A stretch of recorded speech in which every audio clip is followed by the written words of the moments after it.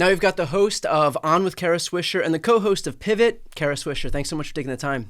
No problem. So much news, Brian. So much news. Okay, well, let's start off first with Elon Musk. He aligns himself with Trump, who, of course, these EV-loving liberals hate. Tesla's stock price is falling. Car sales are falling, both in the U.S. and internationally. So I have two questions here. Can Tesla survive this? And is there a world in which Republicans flock to EVs to compensate for the liberals who have left? No, they are not. His audience is a particular group of people who believe in climate change, as did Elon Musk many, many years ago. He was quite adamant on it and quite dramatic. And so I think what he's done is the biggest destruction of, well, there's a couple things, because I think it's easy to blame it on nobody likes him, which his negatives are quite high, especially with his customers. When you do things that your customers don't like, it's, the customer is always right, no matter what it is. And I don't think that the MAGA groups are not rushing to EVs. They find they're hostile to them, right? And so was Trump until just the other day when he had the car sale on the lawn of the White House. But he was hostile to electric vehicles. And so this is not a group of people that wants to buy these things. They don't even want to buy the Cybertruck, which is sort of in their genre, right? They've only sold 45,000 trucks. They were supposed to sell 250,000. They have not. And they've had to recall them all because they were badly glued. And I think the real problem with Tesla is it's a meme stock. And the reason it's as high as it is, which is 134, a PE ratio of 134, which is insane because most car companies are in the single digits, right? PE ratios. Yeah. And so it's a meme stock that's betting on Elon Musk. And one of the things that they're betting on is that he's going to do robo-taxis. Well, the problem is Waymo's been doing them for several years in San Francisco and other cities. So he doesn't have one robo-taxi on the road, while others are innovating. The second thing is that the cars have not been updated. What you live or die in the car business and the technology business by your latest version. And as good a car, and let me say Teslas are good cars, it's not as good as other new cars that are coming. And so there's all these new competitors now, including in China with BYD. Here, there's plenty of different competitors. They're all growing market share, and Tesla's losing it, which is a natural thing for it to happen because it was the only choice. But when you get a choice as a consumer, you want to go with the sexy BMW or the really cool Ford. The Ford has several, the Mach, I think it's the Mach 5, beautiful electric car. And so if you have this Tesla that looks the same year after year and you don't like the guy, you're like, I think I'll get the cool one with the people I kind of like, or I don't care, they don't sit around and insult all manner of people that I happen to like. So that's the other thing. And so the other thing that's then promising is that it's an AI company, that it's a robotics company. And Elon's always promising the next thing. And maybe one of them will be right. And he's saying that the robotics company is what it's going to be. It's going to be this, it's going to be that. He can say what he damn well pleases. And I like that he's like shooting for the moon, but the products aren't there to make up for the market share of this company going down. And then on top of it, he's dislikable. And so you don't want to buy his stuff. That's all. Well, look, I think all of this was so easy to preview. I mean, I spoke with Mark Cuban in the lead up to the election about how Elon Musk was so clearly aligning himself with Donald Trump. Oh, yeah. And so how like for him, unless he really does plan on just pivoting away from direct to consumer sales and going full blown AI or robo taxis or B2B, whatever it may be, like how could he not have foreseen what aligning yourself with Donald Trump would do to his brand? Because he's benefiting from other things. Like, look, these new auto tariffs benefit Tesla. Right. Just so it's the only company that gets benefited. Nobody else does, just Tesla. And so, he's got more space contracts for Starlink. The government is the biggest buyer of things. And so what does he need the rest of us lousy people when he's got Trump to give him contracts? So, the government, that's where all tech is moving toward, because why do you rob banks? That's where the money is. Why do you suck up to government? Because that's where the money is. And so even as he talks about cutting, he's benefiting enormously. And also by getting rid of the people that were investigating some of his problems at each of these companies. And so he's gotten rid of the regulators, which he always wanted to do.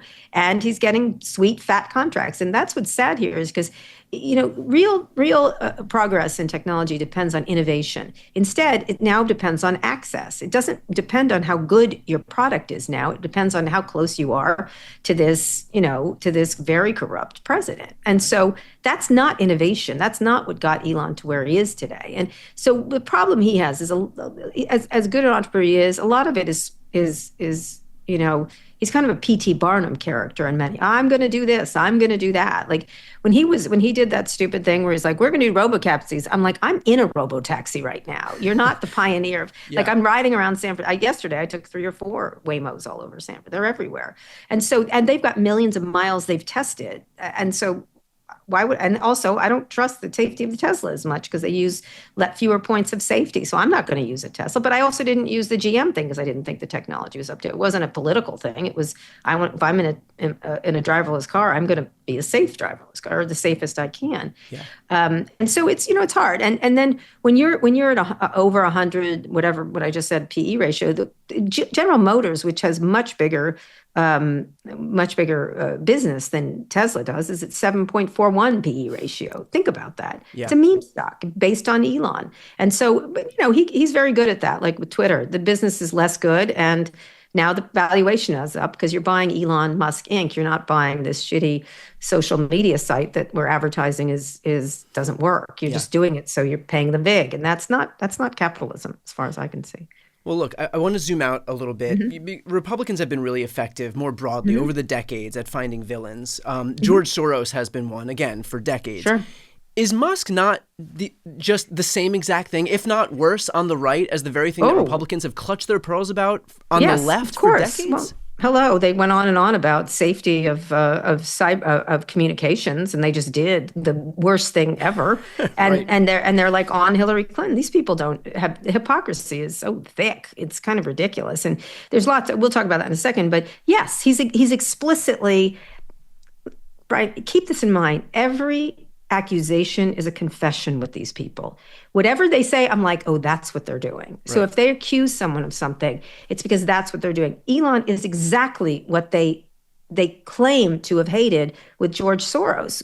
But he's explicit and right in front of you buying elections. That's what he's doing. That's what he's doing in Wisconsin right now. That's what he's doing everywhere. He's straight up paying people to sign a petition in Wisconsin, which is basically just him saying he's buying votes, which is, the same scheme that he pulled in Pennsylvania. And it worked. Let me just tell you, it worked. By the way, well, thank you, Citizens United. It's legal to do this, what he's doing. Now, maybe they'll stop him for all kinds of reasons, but Elon Musk, one of the great attributes of him, he blows through stop signs. That's his greatest skill, is blowing through stop signs.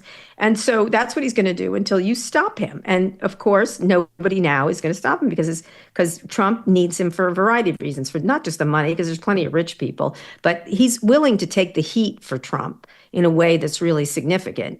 Elon's negatives are way down. Trump's are just slightly down, right? But Trump is Elon and Elon is Trump, but Elon's taking away, he's a heat shield, in rocket terms is what he's doing. But do you think that sticks? Do you think that let's say there comes a point where Elon does lose his political, his political usefulness for Trump, and Trump finally cuts bait. Do you think that then Trump basically gets to start fresh, and all of the negatives just rest on Elon? He's gone, so that Trump just gets to start over fresh?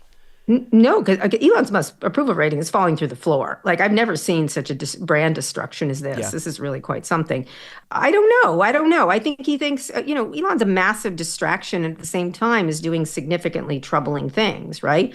But even North Carolinians don't like the major federal agency cuts. They don't like any of this. And so Musk is a very polarizing figure. And even though Republicans view him favorably, I suspect more and more, as you're seeing all over the place, we don't like this guy. What is he doing here?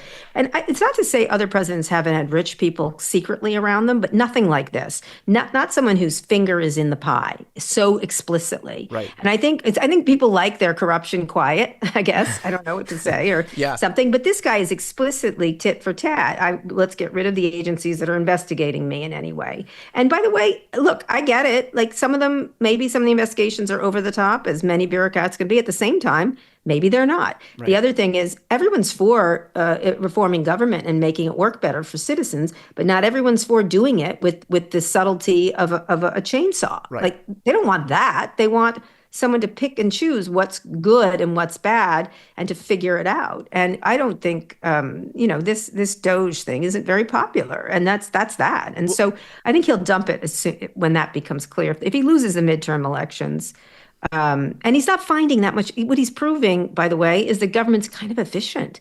Like he's not finding much, right? He's really not the finding fact that they good. have to lie about these cuts and say that they've cut $8 billion where there's only $8 million. When you have to start lying about cuts that, Joe Biden already made during his administration, and then you're taking credit for them during Trump's administration, that's kind of a testament to the fact that, to your exact point, government is running pretty efficiently right now. But more broadly, it's an interesting tack, because while I get that it might sound nice to cut waste, fraud, and abuse, the reality is that loss aversion is a pretty powerful tool in politics. And so eventually you're going to start chopping away at constituencies that you need, that are effective. Like everybody might start off on board when you just offer up this nebulous idea of cutting waste, fraud, and abuse. Right. But when that starts to look like, okay, now we've cut off, with USAID, clean water, clean food, HIV prevention, when it means that you have to start chopping away at Medicaid, at food stamps, at FEMA. Right. It's the leopard ate my face. Oh, I didn't think the leopard was going to eat my face. Right. But what's interesting about the polling is it depends on what you ask. If you say to people, should we do efficiency? There was one, everyone says yes, 70, 80% of people, yes. Should we? They didn't specifically ask about Doge. When you start to ask specifically about Doge, they're like, no, we don't like this. We don't like how he's doing it. There's a big difference between this, and that's the right is very smart about this. They get a little piece of something. Immigration is problematic in many states and worrisome. That's true. It's true. Democrats should not have ignored that. Like, people were saying it to them. We're worried about our jobs. We're worried about the price of eggs. We're worried about this. And to ignore it is stupid. But the response to it, that you think voters aren't smart, and they are. And so when you ask them whether you like these, whether you disapprove, all of them say, he has too much authority. He's unfettered. He's rich. He's a rich guy. He's obnoxious. They're doing too much. They've gone too far. And so, and more those polls, there's a Washington Post Ipsos poll. There's all, disapproval all over the place, concern all over the place. And you should be concerned as a citizen, because you want your government to be efficient, but you don't want it to be and so, and then his other antics, whatever he's doing, being anti-trans and everything else, it's distasteful and cruel when he calls people the R word and stuff like that. I'm not even going to use it because it's so stupid. Yeah. And there's Republicans kind of like it because they like Trump for his in-your-face stuff. But when it starts to affect them, they don't like it so much. Yeah. Right. It's an interesting point that Democrats ignored all of these blinking red lights at their own peril. Republicans are guilty of doing the exact same thing right now. Of course. But as far as the broader ecosystem of tech oligarchs is concerned, you've got the Elon Musks, you've got the Mark Zuckerbergs, who have predicated their support for Trump on this idea that they want free speech, that they're these free speech champions. No, they want money. This administration is now deporting legal residents over op-eds that they've written. And so, is there any pressure on these purported free speech champions to square that? That's not why they did it, Brian. They're lying to you. That's not what they wanted, because they wanted contracts with the government. Right. I'm sorry. The reason they were standing there like a bunch of toys on a shelf of a spoiled rich person, even richer than he is because they want something. They want government contracts. They want to be left alone. That's why they're paying the $1 million VIGs. Those are VIGs. Like, that's how it works, kids. Those are VIGs that they're paying so they don't get bothered, that they can get off. Now, look at what happened with Disney. Disney paid a VIG, right? Didn't they give money to the inauguration? And then now they're invested because their shareholders, who are the owners of the company, want to keep DEI initiatives in place. They're getting investigated. That I was like, I wrote one of the Disney's. I was like, there, no good deed. No good fucking deed. And I, at the time, said, you could pay as much as you want. They're going to come get you when they want. I mean, we're seeing that with these law firms right now. I mean, yes, Paul Weiss offered up $40 million in pro bono legal services, and Trump right off the bat says, okay, well, actually, that's just our starting offer, and now we're going to chip away at that too. Correct. I mean, you saw it with the Public Integrity Unit. I mean, they had somebody basically jump on the grenade and sign off on the dismissal of Eric Adams, thinking that doing so would protect the rest of the Public Integrity Unit, and then it got disbanded anyway. Yes, of course. Listen, I pay attention. Everything they do is a distraction to something. Look, the real thing they want are the tax cuts for the rich. That's it. That's what they want. They wanted it before. When I wrote in 2016, when they all went to Trump Tower, when I broke that story where all the tech people were there, they wanted the money repatriated to them, the profits without taxing. They want their money. They want their money here. They want their tax cuts. They don't want the tariffs. They're like, wait a minute, like that's not what we wanted. We want everything's about the tax cuts for the wealthy. That's what they want. And so they will put up with all manner of nonsense, including what's really interesting. Like, listen, Brian, liberals can be very irritating with the words and everything else. Absolutely. There's no question there. But let me just say, they don't actually ban books. They don't actually eliminate words. Everything, every accusation of the right is a confession of what they'll do, which is cut words in the budget, but just haphazardly cut words. Like that's how Jackie Robinson came off. That's how the Iwo Jima thing happened with the code talkers. They actually do the things they accuse others of doing. Despite, the liberals being too censorious, they actually ban. They actually do the things. And so it's all a feint for the tax cuts. Just keep that in mind. That's what they want from this guy. And the minute they get it, that'll be that. That'll be that. Once they get what they want, we'll see what happens after that. If you sat down with Elon Musk right now, I presume you would get all of one question out before he would, get up. He wouldn't sit down and leave the interview. But if you got one question out, what would that first question be? Oh, that's a good question. What happened to you?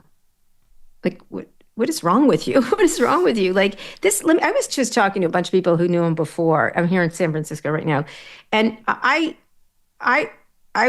this is a surprise to many of us. And I don't say he was a nice person before. None of these people are nice, Brian. They aren't. But some of them are. Reid Hoffman's a lovely person. Always has been, always will be a lovely person. Tim Cook's a very nice guy. Always had. Satya Nadella's a nice guy. Like, despite all the other things, there's certain people are often that like they were. The transformation of this guy, and believe me, he wasn't a lovely guy, but he wasn't this guy. Like, it's really something really profound. Always had problems, always had issues, always had oddnesses and stuff like that. But this is a real transformation of someone moving down towards Howard Hughes land, right? That's where he's going, and that's where this is going. And so someone in desperate need of help, and not that I want to give him help, but yeah. His response to all of that would be, well, I'm the same as I've always been. The Democratic Party didn't, I didn't leave the Democratic Party. The Democratic Party left me. Whatever. I mean, this is the refrain, right? Because they investigated him. That it was again. He was investigated in ways he thought was unfair. He felt like a victim because because the richest people in the world, as you know, Brian, are the victims. Correct. I don't know if you know that. No, I do. Yeah, And so he didn't like that. And so what happens is these people don't get their way, and the minute they don't, it's like there's a Twilight Zone episode where that Billy or whatever, everyone watches around him because if he looks at you, he'll disappear you. If he gets mad at you, they're like those people. If they don't get their way, they suddenly or disagree with them because they're so used to being licked up and down all day. They don't understand discomfort with you or saying I don't agree with that. I'm not sure this is the right thing. They lose their fucking mind because they're used to being told, being violently agreed with all night long. You said something to me in our last interview a few months back that has always stuck with me because I thought the imagery was so appropriate. It was so like spot on. And that was that in terms of why Elon has switched sides and why he's like moving over to the right is because he wants to be pet and those people are willing to pet him. And that's really at the end of the day what he's looking for. Yeah, he does. I mean, my image of him that was really sad was the Mar-a-Lago New Year's Eve thing. Yeah. So he's there in sort of an ill-fitting tuxedo. It wasn't even a good tuxedo. It was like, oh, can't you afford a nice tuxedo? Like you could probably have someone sew it on you. You're so rich, right? Like little tiny children do it, maybe. And he was there by himself. I think his mother might have been with him, whatever. At Mar-a-Lago, you're the richest man in the world, and you're so lonely. This is where you are, right? I almost feel, in many ways, look, I hate to pay a compliment to Trump, but he seems to have a family that likes him, kind of. It looks like it, right? He seems to, his granddaughter does. I don't think that's fake. And I think he has had children, and obviously Elon has children, but only, only that one child he carries around like a doll was there. And I think it's really a strange. Yeah. And he's not supposed to, by the way, show this kid in public, just so you're aware. They have an agreement where they're not supposed to show this kid in public, and he doesn't anyway. But he's not there with all of his children. His children don't like him, right? Especially Vivian, who just did a wonderful interview in Teen Vogue. I thought, oh my God, you're the richest man in the world, and here you are. That's how lonely you are. No friends, no your new friends who are there because you're rich. It was very sad to me. Pathetic it's true. Is another word. He has unilaterally disabused me of the notion that all of the money in the world will somehow make you happy. No. Let's finish off with this. We've talked a lot about how the Republican Party today, and we alluded to this before with Signalgate, we're in a post-shame, post-hypocrisy world. And so after the last literal decade of Republicans clutching their pearls over Hillary Clinton being careless with national security information. She must be having a great week. Go ahead. Does the fact that this has happened now, does it stick for a Republican Party for whom shame and hypocrisy don't exist? No, well, because look at there's a couple of things at work here, just from the technology point of view. They're incompetent. Like the fact that Mike Walls made it 4 weeks disappearing, I was like, 4 weeks? It's usually a day. Like I was just sort of watching, and of course, then he has his Venmo thing public. So you're like, are you completely stupid, Dad? Like I was like, well, and also, Der Spiegel did a full expose on how Gabbard, Hegseth, and Waltz all had some of their public information, their passwords, usernames, email addresses available online, which were then linked to programs like, for example, Signal. Yes, exactly. And so it's a real problem. I mean, it's really fascinating in that regard. But that said, so it's incompetent because they didn't know they had brought this guy in. I suspect they were trying to bring someone else in and they mistake. That's happened to me with tech people. I've gotten in threads on Meta, but with the Meta senior staff, I'm in an email thing suddenly because someone with my name or a similar name was supposed to be there. It's happened a half a dozen times for me. I've seen it. It happens personally for everybody. That said, one, they're incompetent. Two, they're careless and sloppy, right? These are important things. They're obviously on their personal cell phones because or they've sideloaded stuff onto a government phone. My ex-wife was a government official. She was a CTO of America. She had a phone she hated. It was a BlackBerry, I believe, because it was the most secure at the time. And she had to use it. She couldn't use her personal phone for anything. And you couldn't sideload things. You couldn't add things. So they were, one, were they or not on their personal phones? Two, what network were they on? Because all these networks are porous. Where were they doing this thing? We know Steve Witkoff was in Russia when this group chat was he in a skiff? Obviously not. And that's even very hard to do. It's hard to do when you're trying to protect it. And to do this was incredibly sloppy. The other thing is all the word games they're playing, the hypocrisy around what a war plan is versus they clearly was information that shouldn't be on a commercial app, period. Like it doesn't even matter. Like it was a war plan, but they'll twist that in any way they want to do. The thing they were doing, again, we're all looking at the incompetence. They were trying to get out of accountability of what they were putting. They are using Signal because it disappears eventually, because they wanted to hide what they were doing, because government officials are supposed to show you their homework all the time, and then it goes in the National Archives. So hundreds of years from now, historians can look at what they did, right? And so if there's a problem, we can look at what they did. They were trying to hide their actions secretly.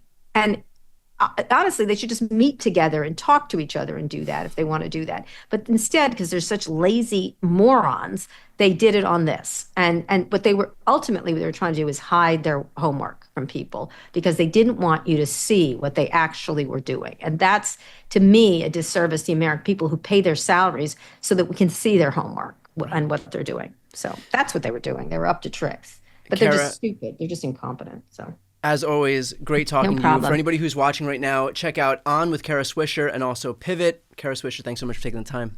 Thanks, Brian.